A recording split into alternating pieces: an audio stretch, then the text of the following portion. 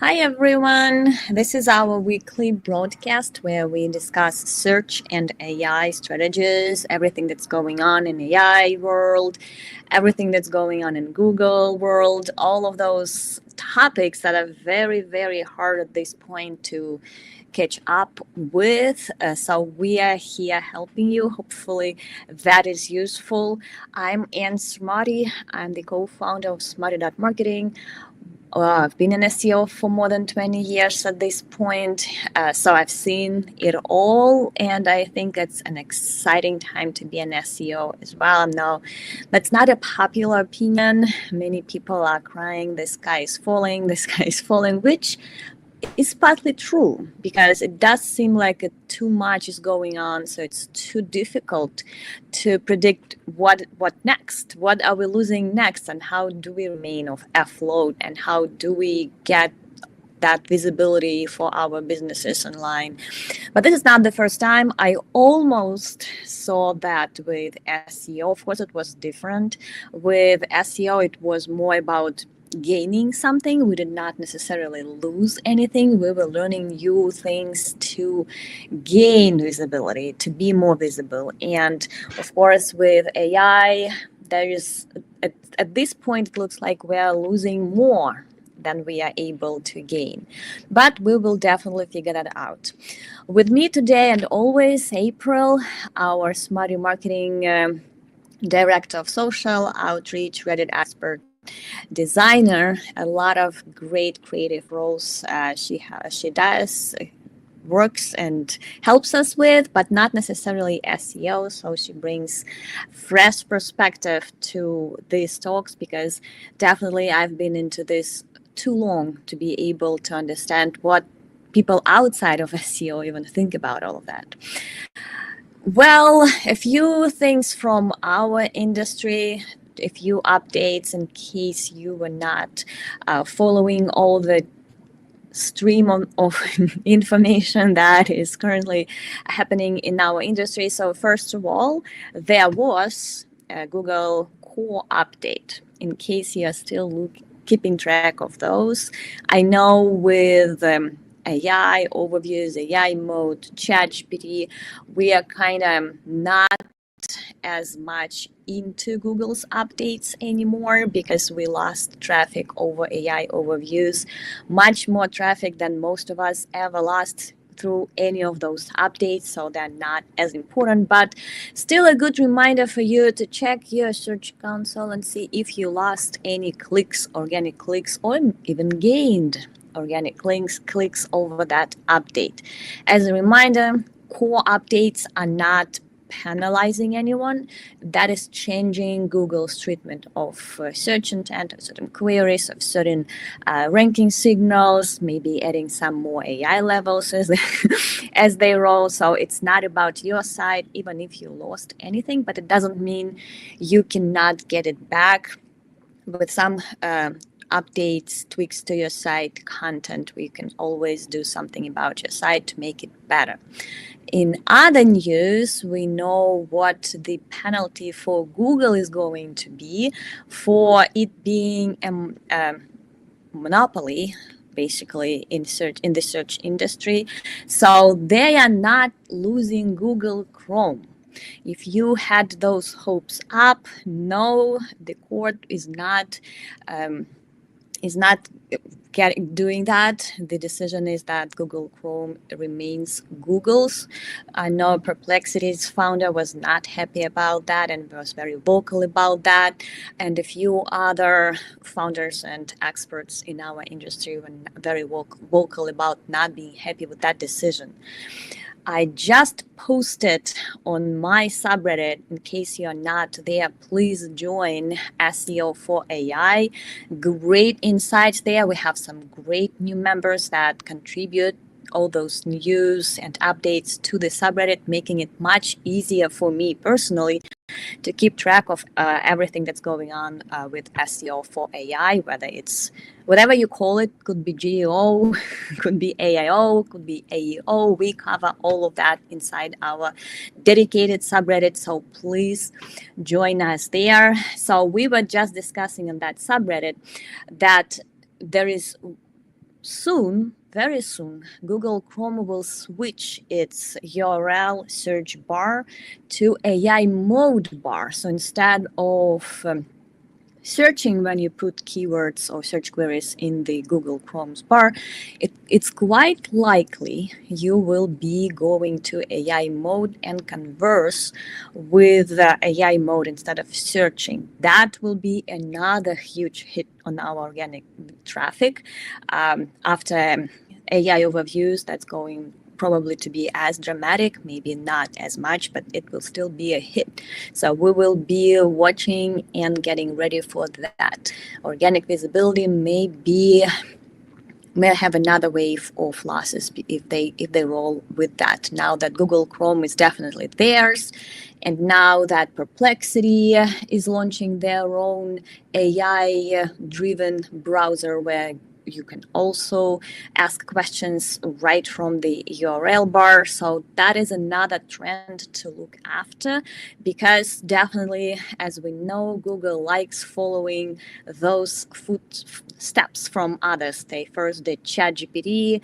After ChatGPT was launched, they launched AI overviews and AI mode. Now, after Perplexity is launching their browser, it's quite likely Google Chrome will become more AI integrated. Now it's very heavily search integrated, but there is a huge reason to think that it's going to be AI integrated very soon, which will be another hit on search.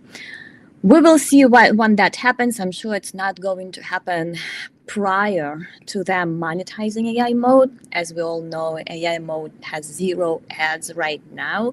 So Google will not do that until those ads start showing up in AI mode and bring them money. So we have some time to get ready for that. But if you want to be the first to know when it happens, do join SEO for AI subreddit on Reddit, and also subscribe to my newsletter and smarty.com, where I cover our weekly topics before we discuss them there and give links to join. So that is a very useful addition to our weekly broadcasts. Today, we are going to discuss not particularly new tactic. In fact, I've been talking about that for quite a few months right now before it became a thing. We were referring to that tactic as brand knowledge content. That is about talking more about your brand, about your product positioning strategy, about your selling points, about your differentiators, how you are different from your competitors on your site. And it is still a great strategy that we really emphasize on and always recommend to all our clients, as well as part of my audits and SEO and AI strategy.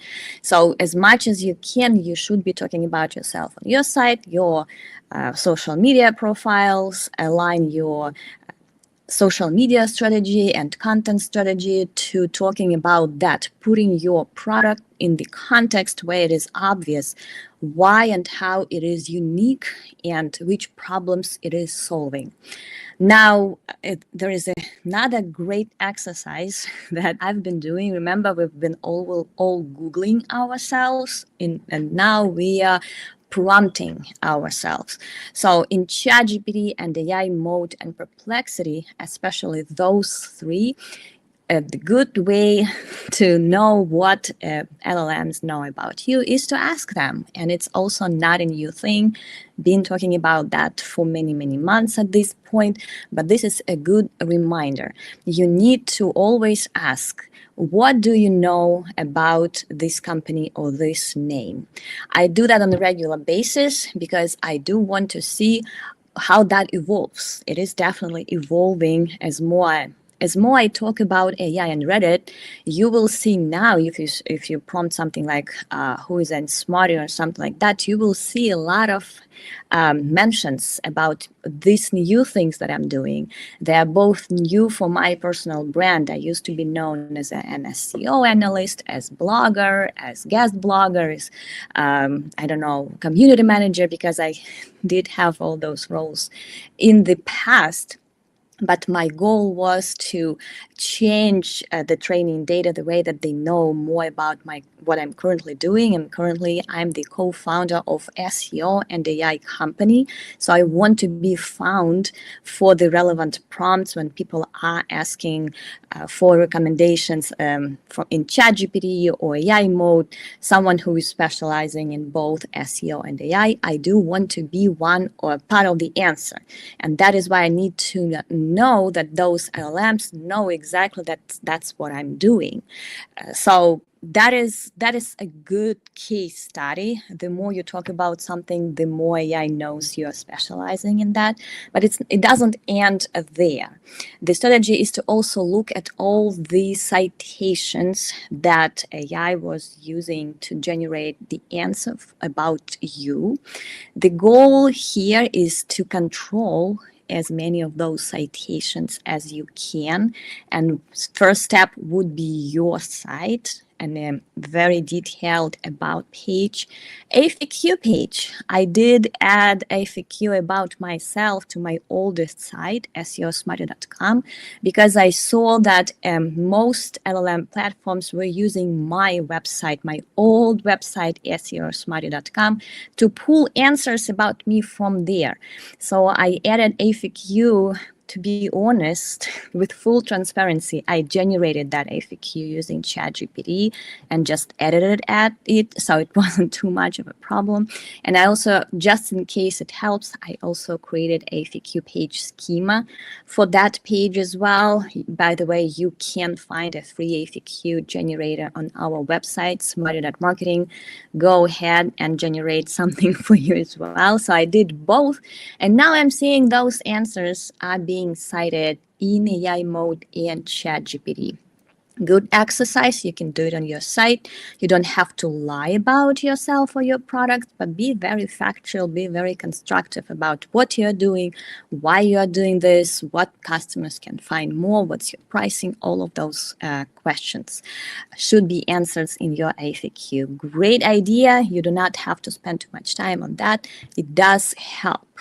Now, I'm also seeing a few outdated citations on a regular basis on the sites that I used to write for, and they still have my old bio where I'm community manager or SEO analyst for someone else, for another company. So when I do those quick prompting exercises, I also email those editors, whoever I know at those sites, asking to update my bio. And of course, if I had more time, I would just go through everything and anything I've ever done and update everything about myself, but I don't have time for that. That would be a great idea for every personal or non-personal brand. Just go through everything that mentions you and try get that updated with more details or more roles that you are doing or something like that. Social media profiles, especially LinkedIn, is very often cited in AI mode and ChatGPT as well as Perplexity. Always good idea to look at your social media profiles, even the older ones, and see how up to date they are and what they say about you. Again, talk more about your specialty or your products or your unique differentiators on your social media, because that information is being cited and it does impact AI answers. So basically, you want to control as many of those citations as you can, make them up to date, and you will definitely see the AI answers evolve. That's what I've been seeing for many months now. And I think that the first time we were talking about brand knowledge content, it was about 10 months ago. At that point, I already mentioned a branded FAQ, and someone in the comments asked me if I had any experiments with that. At that point, I didn't, but I promised to do it, and I did, and it worked. So everything you've heard about not optimizing for AI is definitely not the case here. This is specifically page created for LLMs. So we do have to do something extra, not just fundamental SEO for that. That is why I do think that GEO, whatever you call it, is a little bit different strategy than SEO, even though SEO is fundamental for both. Now, what exactly that means for businesses, for brands, everything that I just said, and I wanted to make it clear why those AI answers are so important. I call them branded AI answers. That is similar to branded keywords, branded search queries that I have been optimizing for as long as I can remember. I've always thought that is the crucial part of the sales funnel, the branded search results. So I'm now paying attention to branded AI answers and branded prompts. It's not just important when someone is searching specifically for you, even though some people will before they try to deal with you and do business with you or buy from you. They are very likely to search either Google and see AI mode results or AI overview. So they may ask ChatGPT. That is becoming a very common thing. I see teenagers all the time asking, what do you know about someone in ChatGPT on their phones, and get the quick answer. It is important to control those AI answers because they are becoming bottom of your sales funnel. But on a more general level, you want to have your voice in those AI answers because you cannot no longer control what information people will find there. Let's say 2 years ago, you did not want to disclose your pricing. We still do not do that, by the way, at Smarter Marketing, until they call. Yeah, it's a very common thing. Nothing bad with that. Some e-commerce sites selling something huge, they will tell you to ask for a quote. Someone doing business with you will first have you sit through the demo call or I don't know, sales call. That is a very common thing, but in many cases now, not disclosing some additional prices, additional rates, something you do not just for your business, can be dangerous because that will become the negative context. It used to take people, I don't know, a day to dig that information out from Reddit, go read all those Reddit threads before they find the answer, search Twitter, search Google, use whatever, click through many pages before they find a review that mentions your pricing. It used to take a lot of research to find out that information. For example, your shipping terms, which country you're shipping from. I used to work in the Ukrainian company that pretended that they shipped from the United States, but in fact, we were shipping from Ukraine. And it was doable at that point because how would customers find answers unless they do the huge research? And in our case, there was like low tier products that cost like $20. Like no one would take that much trouble to find where they're shipped from. Now, and that is important to understand, now it takes one prompt in AI mode to find those answers because AI mode, ChatGPT, Gemini will actually search on your behalf and find exactly Reddit threads, comments, reviews, will give you those answers within a minute or two. So your customers will know and they will make those decisions against you. They will also go to Reddit and participate in those negative threads talking about your secret or hidden pricing, about things that you try to be secretive about. You don't have to talk about everything, of course, but knowing if people are asking those questions, if they're discussing those on Reddit, if there is a lot of discussion about that on Reddit, you have to address that on your site. Because at this point, it will take 1 minute for AI mode to find those Reddit threads and actually give the answer, and also helpfully suggest people the link where they took the answer from. And that negative thread will be more and more active, and you will never get rid of that. So keeping track of that, what causes negative comments, reviews, Reddit posts about your brand or even your competitors, because you can learn from your competitors before that problem happens to you. And knowing how to address that, you have to give your answer and to influence that sentiment. Yes, you have some, I don't know, rate that is pretty not, it's not hidden, but not many people realize you charge that before they buy. But you have a good reason why. For that could be a convenience rate, that could be a huge work that is being done on your behalf, and that's what the upfront charge is. I know we are doing, April and I are dealing a lot with that at this point, because we are managing Reddit reputation for our clients. And that is always the conversation we are having with them, because whether they want to disclose that rate or not, it's already in the AI answer. It is very easy to find it. Unless you contribute to your messaging, unless you explain why, unless you actually be very helpful about providing that information and explaining why you are charging that, that sentiment is not outside of your control and will keep causing huge reputation problems that will actually impact your bottom of the sales funnel a lot. And another benefit of being very detailed about your brand, selling points, differentiators on your own site and on your social media channels is that LLMs will know more about you.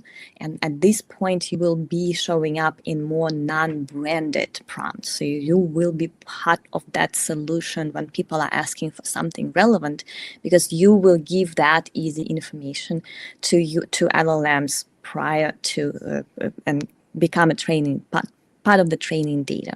So a lot of good reasons to create very detailed brand knowledge content, and also keep track of those AI answers and AI citations, because whether they are already part of training data or not, we don't know yet. But if they're being cited, it is a good chance they will become training data in the future updates, and you will be much better positioned in the training data, because it is very relevance based, and the more information you give about yourself to build the training data, the better. With that, I hope I was convincing with you to move forward. Please, if you have questions about AI strategy, about tracking AI strategy or something like that. By the way, I forgot to mention that there are tools for that too. We are partnering with Peak AI, our new AI intelligence partner, and that's the tool I'm using to track AI citations and AI visibility. You can give that a try too. And subscribe to my newsletter, nsmari.com, and I'm ready for questions. I'm not sure if there were any in there. Mohammed? Hey, is the main goal of SEO nowadays to appear in the AI overview? In my opinion, the main goal of SEO hasn't changed. It's overall organic visibility, organic positions, organic links are still clicked much more than AI overview, to be honest. And also AI overviews, unlike AI mode and ChatGPT, AI overviews pull information from top ranking URLs. So optimizing for top organic positions is also optimizing for AI overviews. So I don't think anything has changed in that way. All right, I guess I'll go on my questions now. Sure. I know you kind of addressed this, but do you think it would be beneficial for brands to be more transparent about pricing and fees these days since it's so easy to I find now? I would do definitely a reputation audit before answering that question. If Yeah. that's not a problem, if not a problem for your competitors or yourself, I wouldn't worry about that too much. Like I said, in most agencies do not disclose that. We do not disclose that because we price differently based on the workload. There is no disclosure for that. So I would definitely take that case by case. If people are already ranting about your pricing strategy on Reddit, that is the best sign. Yes, you need to take hold of that context. You need to start controlling what is showing up in AI answers, and you definitely need a good reputation management on Reddit as well to add your voice there. The biggest problem with Reddit AI visibility AI answers is that brands have very little control over what they pull unless they start talking about that. There is no hiding bad reviews anymore. They are being summarized and they are being shown in AI answers. 3 years ago, reputation management strategy was actually looking at your branded search results and saying, okay, this is Trustpilot has much lower average rating as Facebook, for example. So the strategy would be pushing Facebook on top of Trustpilot so that people do not just scroll, very few people scroll, especially to the second page. So we would bury those negative things on page 2 of Google. This strategy doesn't work anymore. There is no hiding on page 2 of anything that is happening negatively about you. First of all, Reddit ranks everywhere, but that's not even, that may end at some point. We don't know when, but at some point it may. But AI will find anything negative that is being said about you and pull that in the answer. At this point, there is no hiding. All you can is contribute your own message to that. Control that sentiment or at least balance it. Yes, we do not disclose, we have like a hidden rate or upfront payment, but this is why we do not do that. First of all, can be different from case to case. First of all, this is why we're charging and we don't charge everyone. So explain your point, explain why you are doing this, both on your side, and if those negative things are happening on Reddit, you will also need to explain that on Reddit to feed that message to the training data and impact AI answers. An insightful comment from Todd about the pricing. You can think in response to pricing. Use something like starting at and a productized service for the price seekers, but custom project you need to relate the workload, as you said. Yep, it's in most cases it is possible, not in all cases, because sometimes you kind of manage the expectations of the customer at a very low level, so they come to you expecting that price already. So it's not always that easy, but in many cases that works for sure. I think we have time for one more. One more. So, where is the best place on a website to provide the information for AI answers to find? That is a great, great question. And I should have mentioned that, and I'm not sure if I did in my newsletter, but definitely we were discussing that on the subreddit for sure. So first of all, homepage. Everything good you can say about yourself should be on the home page. AI crawlers are very, very lazy. They will load your homepage and they are very unlikely to go elsewhere. If they find your homepage using any ways they can, if they just load your site or if they search Bing, Google or something like that, in most cases that's going to be the home page because that's the most powerful page of your site. testimonials, reviews, and especially detailed reviews, not just bragging about you, but something mentioning exactly what you did, exactly how it helped. Anything like that. If you do a 5-year warranty, it should be on the home page, not on the product page. If you do free shipping or any kind of great program, should be on the home page in a readable way, not JavaScript, not image. Well, AI can technically read images, but again, they are very lazy. They will not. Unless you do that in text, they will probably just read that. They mark down. They do not care about your banner ads or something like that. They need text. So homepage, great. About page, great. I also added FAQ page, great. Adding FAQ pages, if they make sense, don't do them like 1,000 of words. On your landing page, product pages, those likely becoming part of the solution. So your site, there was a test that showed that the footer, the site-wide, something that appears on every page of your site, could be a great place for those as well, because whichever page the AI crawler goes, they will see the footer and they will use the information from that. So site-wide elements are also great. Sidebars, headers, footers.